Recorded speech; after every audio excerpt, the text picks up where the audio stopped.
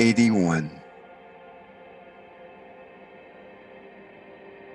By nature, the mind fabricates, imagining its creations to be true.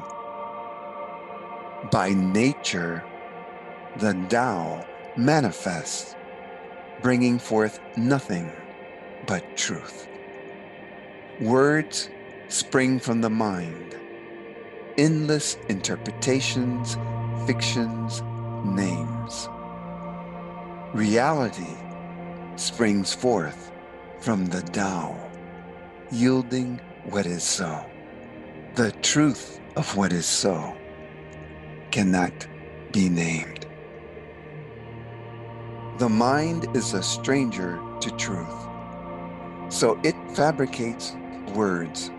Nothing the mind names is truth, so words must suffice. Whatever has been named is not the Tao. Words may point the way to what is true, but words never arrive at the truth and are never the truth itself. Like traps to capture spiders, words spin wonderful webs, but once the spider has been caught, the trap has no function. Words are traps to capture meaning. Once you digest the meaning, set aside the words. All words are bridges that distance the mind from the Tao. A critical nature draws people toward imperfection. The language of all existence. Imperfections are the essence and virtue of particularity. People who have virtue are not drawn to imperfections. From the still point within themselves, they engage oneness. The sage never attempts to prove a point.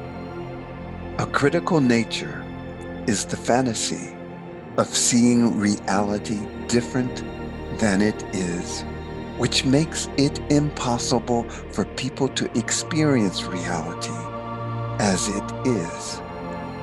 A critical nature robs people of their own inherent virtue because it prevents people from seeing what is so.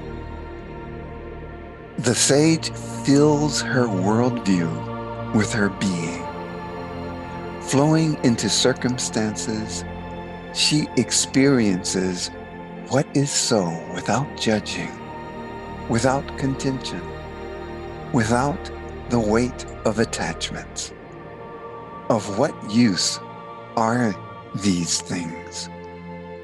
By giving, her capacity for nurturing continues to expand.